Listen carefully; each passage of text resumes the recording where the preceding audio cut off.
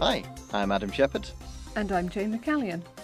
And you're listening to the ITPro Podcast, where this episode we're talking about DARQ technologies, what they are, and specifically their potential impact on security. Joining us this week to discuss all this is Dr. Zulfikar Ramzan, CTO of RSA Security. Zully, welcome to the show. Thank you for having me. Zully previously joined us to talk about the future of encryption at ITPro Live. We'll put a link to the recording of that session in the show notes, and we encourage you to check it out. Before that, though, let's talk about the implications of DARQ technology. But if that sounds needlessly ominous, don't worry. It's actually spelled DARQ as opposed to DARK. Yes, it's a slightly awkward acronym for Distributed Ledger, Artificial Intelligence, Extended Reality, and Quantum Computing. Now, while extended reality is an interesting technology, and we'll drop some links in the show notes to some recent articles we've published on that, for security, distributed ledger, AI, and quantum computing are very much the focus. So, Zully, let's talk about encryption. It's an ancient technology. The first examples date from 2000 BCE in ancient Egypt, but it still remains a stalwart of the information security world, albeit in a somewhat more modern form. Distributed ledger technology, by contrast, is relatively new. The idea of it was only conceived in the 1980s, and in recent years was the focus of a lot of hype in the security industry. There was talk of unbreakable encryption, a new dawn for security, but for me that all seems to have died down a bit. So what's the situation with it now? Right, so I think distributed ledgers really took off in the context of Bitcoin and cryptocurrencies, and that kind of happened circa 2000, kind of 8, 9, that time frame where the ideas were first introduced, and they've certainly gotten a lot more popular since then. My perspective is that if you look at many of the core pieces of distributed ledgers, as you noted, some of those pieces have been around for many years. If you look at, for example, the public key encryption side and public key cryptography side, public key technology has been around since the late 70s, obviously invented by Diffie and Hellman originally, and then first implemented by Ravesh, Shamir, and Edelman in what was called the RSA algorithm. Mm-hmm. And since then has taken off and is now the backbone of modern e-commerce. So it really is the technology that put the trust in the internet. Now, when you go a step further and you look at how these technologies are used within the context of distributed ledgers, my perspective on distributed ledgers is maybe a bit controversial for some folks, which is that, I believe that in their current incarnation, when you look at things like blockchain and other types of technologies, at a fundamental level, every one of those technologies, I think those applications could in fact be replaced by much simpler approaches outside of cryptocurrencies. So to kind of state it succinctly, outside of cryptocurrencies and these types of transaction applications, I don't believe that there are applications of distributed ledgers that could not be more readily solved and addressed using more traditional approaches that have been around for many more years. That's really interesting. So, in terms of, like you say, outside of Bitcoin, outside of cryptocurrency, they're a bit of a solution looking for a problem. That's absolutely right. I put it this way, that it's like if you see a hammer, if you have a hammer, almost everything looks like a nail, right? And in this case, maybe the goal is to put a thumbtack into a wall. We don't need a fancy hammer for that. So why then has there been so much interest and so much hype around distributed ledger technologies? I mean, this cycle has been going on for, I think, a number of years now, I would say. So if there are really much simpler and presumably more cost-effective solutions to these problems, why does distributed ledger still kind of continue to be talked about in the way that it is? I think what ends up happening is when you have any technology that people don't fully understand, and distributed ledgers are a great example. Not many people understand the actual cryptographic techniques and so on involved. That technology starts to resemble magic, right? And all of a sudden, people start treating that technology like a black box, and they assume that it can solve all these interesting problems. And in many cases, they are right that technology can be used to solve many interesting problems. The real question, and I think this comes up all the time, is not whether a technology can be used to solve a problem. The real question is, should that technology be used to solve that problem?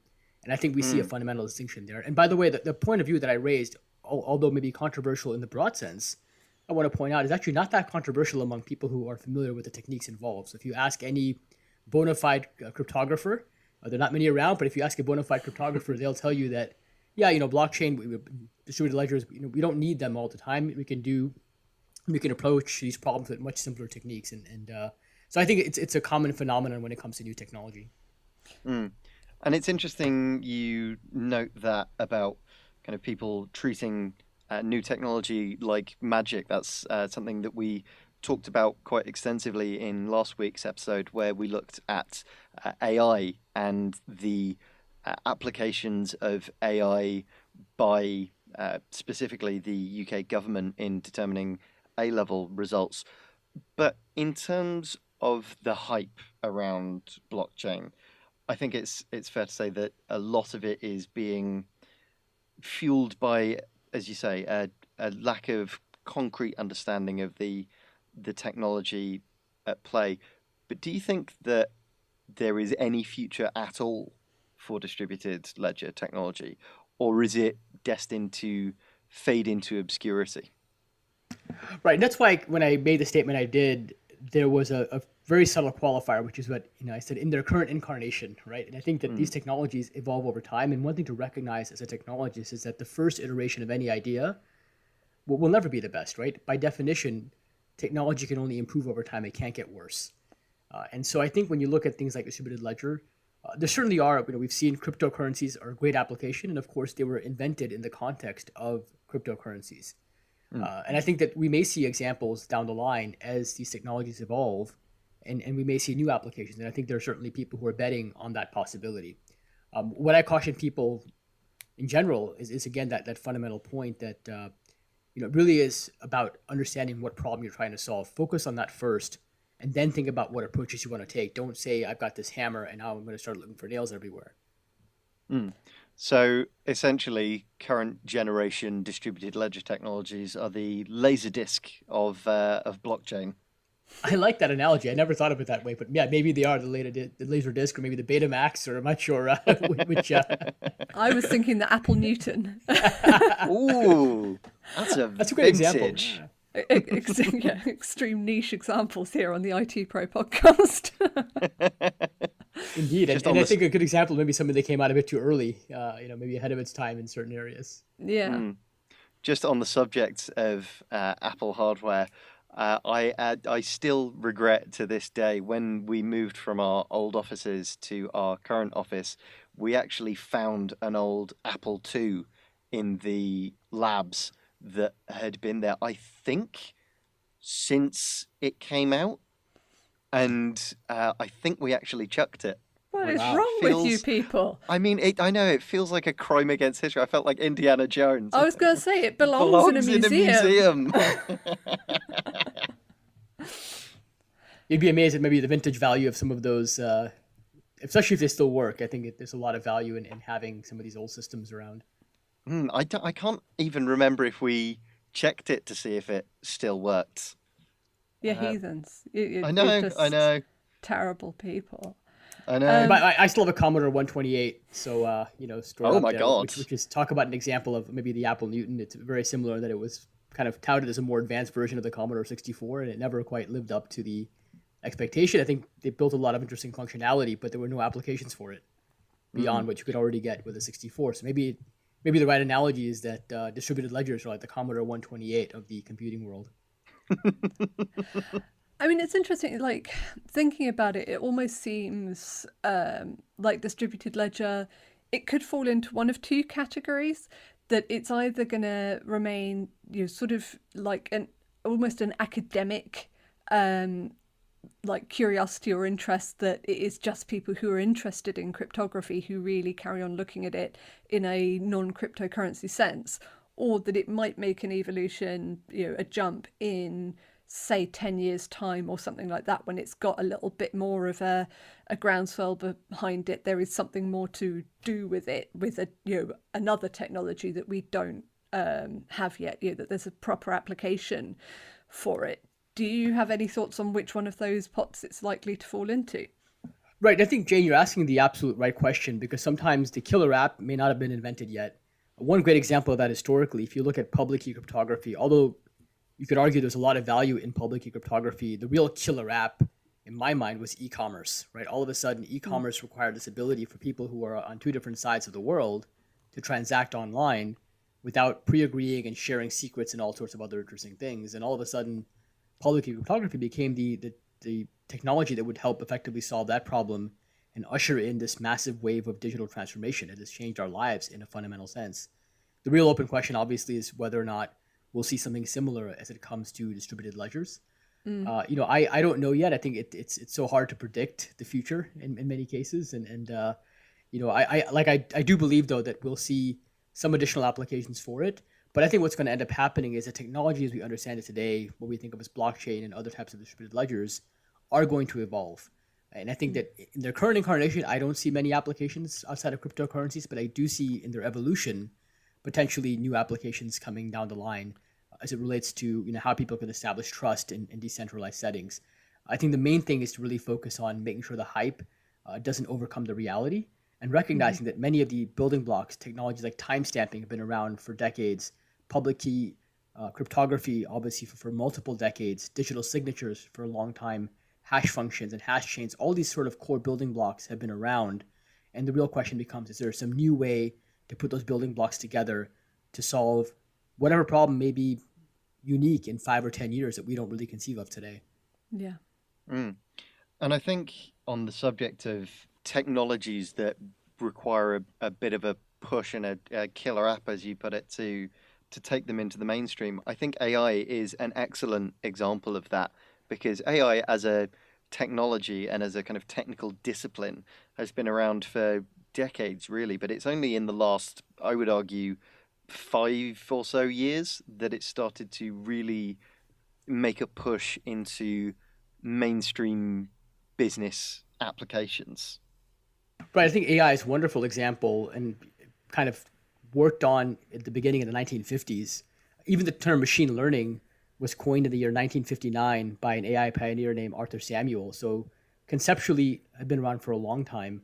I think really what changed is not the underlying technology. It was the availability of the level of computing power that you needed to run these algorithms. That was number one. And number two, the availability of large-scale data sets. Machine learning, for example, which is a subdiscipline of AI, requires the ability to take large data sets and glean meaningful insights from that data. And without large data sets, machine learning algorithms aren't useful. They're very much garbage in, garbage out. You can't make good wine from bad grapes. And I think that has been the fundamental distinction. It's really a question of a technology that finally kind of met its right match in terms of the overall environment around it. But having said that, we have seen some amazing applications of these techniques that date back, a decade and a half, or 2 decades. RSA, for example, was using machine learning in production environments to help protect banks and online merchants from fraud for over a decade and a half.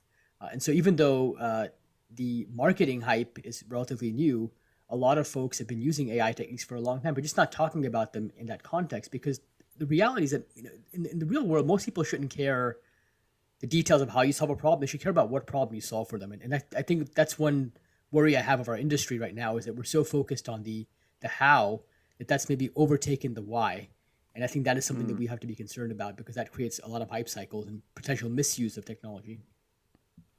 Are there useful applications then of AI in the security industry? Because I will say last time I was at RSA conference, which was a few years ago now, I couldn't move for people talking about AI and defensive AI. So yeah, is that still an area of interest, or is everybody starting to calm down a bit? I think it's deeply interesting for multiple reasons. Obviously, we are just scratching the surface, I believe, in what AI and machine learning techniques can do in a cybersecurity context. Certainly, the connection between the two fields has been around for a long time, and I would argue that connection dates back decades, in fact. But the reality, being able to put a lot of these ideas into production systems, only began about a decade and a half ago, and there's been this rise, especially in the last 5 to 7 years, as cybersecurity has become front and center, and people recognize the importance of the digital world. Right? We today are, in fact, more than ever in this current COVID-19 era, have relied on digital technologies at an unprecedented rate. And therefore, anything that can help us to use this technology safely, to avoid some of the risks or to mitigate some of the risks associated with those technologies, to me, is a front and center issue that we all have to be looking at and grappling with. What would you say are some of the most sort of interesting applications that you're seeing at the moment of AI in the cybersecurity space? There have been a few applications. One that, has been not something we've typically expected, but it's a bit more unique. We've been using AI techniques, for example, to analyze regulatory content. And so a lot of our customers, for example, have to deal with this issue where they are in very regulated industries. They've got to follow certain guidelines in terms of how they operate and so on and so forth. And the challenge is that the regulations themselves are changing on a constant basis. Just look at all the regulations related to employee health that have come around in the wake of COVID-19. Look at all the regulations around privacy, like GDPR in the last couple of years, and so on and so forth. And whenever new regulations come out, there was someone who had to actually go and read those regulations line by line and then map every one of the lines in those regulations to an existing set of controls within organizations to make sure that they were covered and they were compliant and so on and so forth. And that was a very labor-intensive job. You could actually take that particular job and leverage natural language processing techniques, which are really a subfield of machine learning. And applying those techniques, you can in turn actually solve some of these problems with much more automation and higher accuracy. So that's an unexpected application, one that people wouldn't have thought of 5 or 10 years ago, but that's very relevant today. I know a lot of IT leaders who would be very excited about the prospect of a robot compliance officer. I like that, the chief robot compliance officer. That's going to be the next job opening. And when we see that, and then I start to really worry. But I think that you're absolutely right that this is a world where people are spending hundreds of hours on a very unpleasant, maybe not particularly exciting task, right? Because it's not like these regulations are scintillating reading by any stretch of the imagination. I mean, I joke, if you want to fall asleep, open the GDPR document, start looking, by the time you get to regulation 7 or 8, you're going to be pretty much fast asleep. So I think that it is a good thing to do that. I think for companies that are morphing and that are constantly changing, like for example, I was talking to one of the major ride-sharing companies recently, and they're dealing with this problem in a massive context because for them, the regulations around ride-sharing are changing frequently in local jurisdictions. All of a sudden there's a town hall or a council meeting, and the new regulation is in the minutes of that council meeting, and you've got to be able to look at that data, parse it, understand it, and then determine if it has implications to your business and what those implications are, and whether you have to take any corresponding measures around those implications. And that is a series of steps that we can now not entirely automate, but we can largely automate and simplify and probably save people hundreds of hours at a go. It's time for some ads now, but join us after the break when we'll be talking about quantum computing and its implications for security.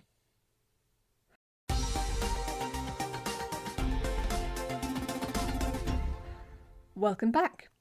Now, of the DARQ technologies, quantum computing is the one that's considered, probably fairly, the most exciting and futuristic. I've heard on the security circuit that it is both the saviour and the downfall of cybersecurity as we know it. In theory, it could develop new unbreakable encryption, but in other applications, it could render all the methods of encryption we have currently useless. What would take months, years, or even millennia for a standard binary computer to break could be done almost instantly by a quantum computer. So, Zully, which of these two scenarios, or neither of them, or both, do you think are the most realistic?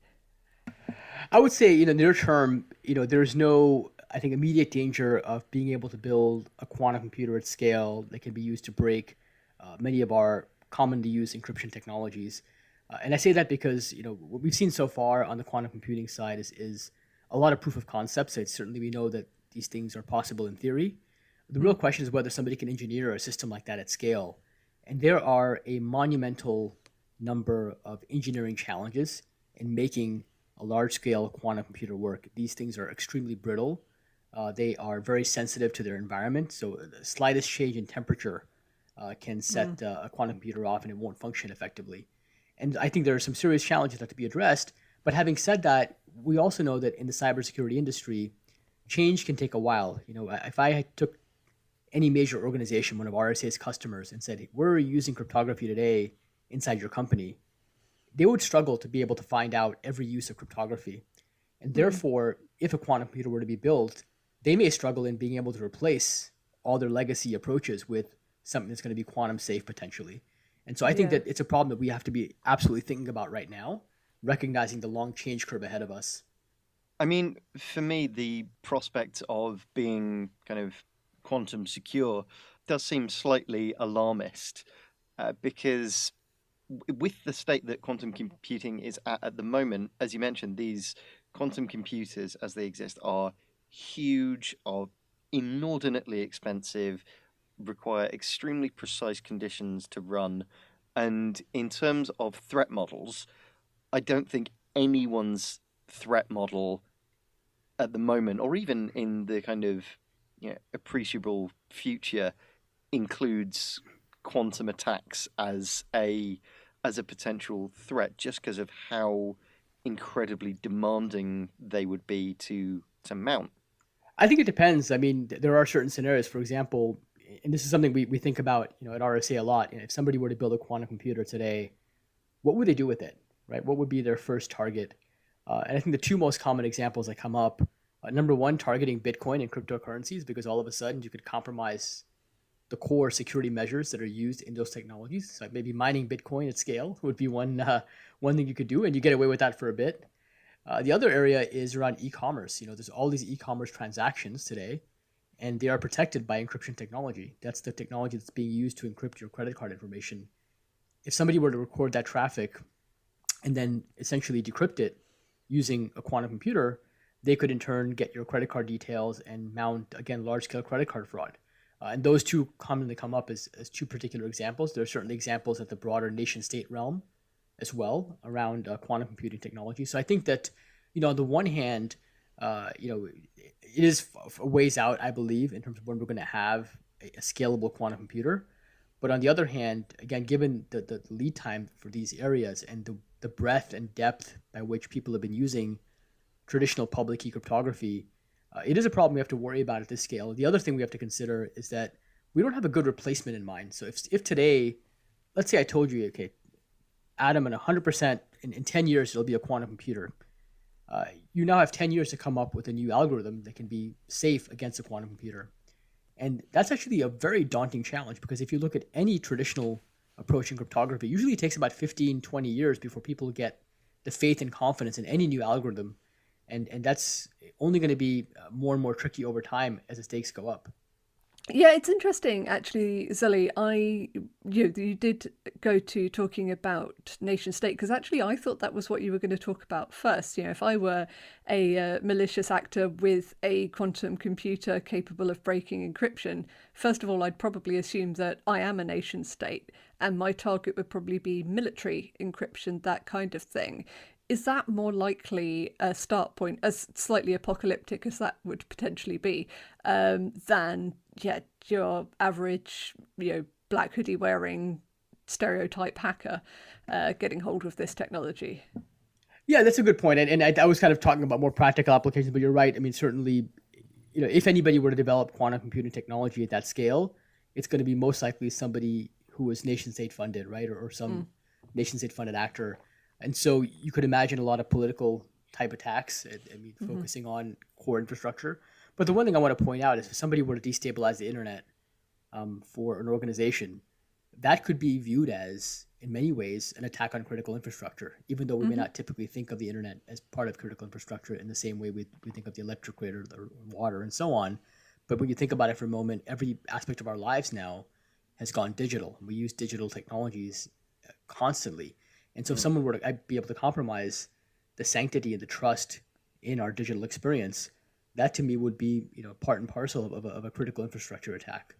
Yeah, absolutely. Especially over the last several months, we've learned how absolutely essential digital infrastructure really is. And I think you're absolutely right, Jane, when you identify kind of nation state actors as the biggest potential source for quantum-based threats, because it's worth bearing in mind that at present, a single qubit of quantum processing power will set you back by about $10,000, and the estimated price for a usable general quantum computer will set you back by about, I think, 10 billion or so. Oh, let me just have a rummage down the back of my sofa. I'm sure that I can find that. I was going to say, it's quantum computer incoming. It kind of puts it outside of the reach of, all but the most well-funded APTs, I would argue. When a quantum computer is costing the same amount as like a space program, then it's probably not going to be, the Lazarus group that are kicking things off. Well, for now, just remember that the original computers, from IBM back in the first half of the 20th century were the size of a room and cost billions or the equivalent of dollars. So maybe one day. And I was going to say, and now that processing power is exceeded by what I carry in my pocket, my smartphone, right? It's got more computing power than all the traditional computers combined. Yeah. I think, Jane, you're spot on, and it kind of comes back to that earlier lesson that technologies can only improve over time. So today's quantum computers certainly have limitations, but over time, the technology is only going to get better. And at some point, we will hit that tipping point or that breaking point. And when that occurs, we will suddenly see a spate of applications, both offensive and defensive, for quantum computers. Now, in terms of quantum defense, if you like, I've seen some interesting research to do with quantum entanglement and quantum superposition to do with ensuring that information can't be tampered with, to rather than necessarily protecting the message itself, making sure that the message is as the sender intended it. Is there any kind of interesting stuff that you've seen around that area? Have you got much hope for quantum in the defensive applications at all? I think that's actually a taller order in many ways. On the one hand, there was this classic paper by Bennett and Broussard in the 80s that talked about how one could use principles from quantum mechanics or quantum physics to be able to create encryption technologies that were much harder to break. But the core principle here was that you could send a signal between one party to another, and if anybody were to try to intercept or read that signal, they would effectively modify it or change it. And so at the end of the day, the receiver would know that something went awry. And by combining that idea, you could create encryption technology so that anybody who tried to intercept them or do something with them would effectively not succeed, because the recipient would know something has gone wrong and they could adjust how they do the transaction. And that was the core, that core philosophy has been there as part of how people look at and use quantum computing technology to create, or quantum mechanics principles rather, to create new types of encryption systems. I think the one challenge in that is number one, it requires, again, a lot of subtle assumptions around, or maybe not so subtle assumptions around how you set these systems up. I mean, you're talking about trying to send a signal over a large field of land. That becomes very tricky to do. So there's been a lot of engineering challenges in making that work. So far, I think any commercial attempts in that space have not gone that far, because the people who are going to be really interested in it, maybe your banks, your governments, quite frankly, the number of applications is very limited for people who are going to pay that much money to get secure encryption. If I replace that with your typical encryption algorithms that are, for all intents and purposes, although not quote unquote unbreakable, but they at least are hard enough to break that no one's going to be able to do it in our lifetimes. And that's probably good enough for most applications. And so the real question is there somebody out there willing to pay a ton of money to get maybe some incremental benefit? And I think that set of people is going to be relatively small. Yeah, we're almost back to the discussion, obviously, at the top of the podcast about distributed ledger. Kind of like, yeah, sure, it might be kind of helpful, but why would you spend loads of money on something that is more complicated to do the same or just a tiny bit better job? Right. I think, Jane, the real heart of the matter, and I think you're alluding to it, which is that it's not just about the likelihood that an attack can succeed. What you are trying to adjust in security is you're thinking about risk. It's not just about likelihood, it's about impact as well. And the question becomes that if you have to spend all this money and the practical benefit is fairly minimal, then you're not going to see people do it. And it's saying at some fundamental level, when you take a look at all these technologies from a risk perspective, that sentiment becomes a lot more clear.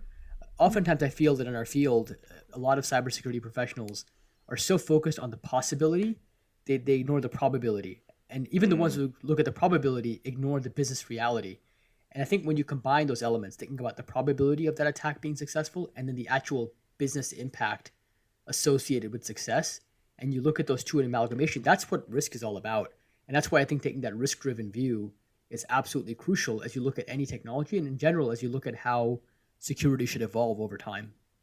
Well, unfortunately, that is all we have time for this week. Thank you once again, Zully, for joining us. And thank you for having me. It was a pleasure.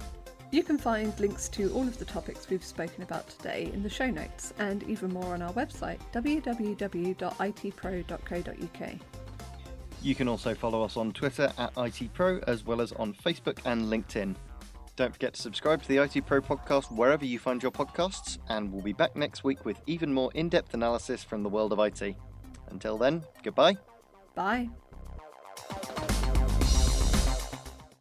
The ITPro Podcast is brought to you by the Dennis Podcast Network.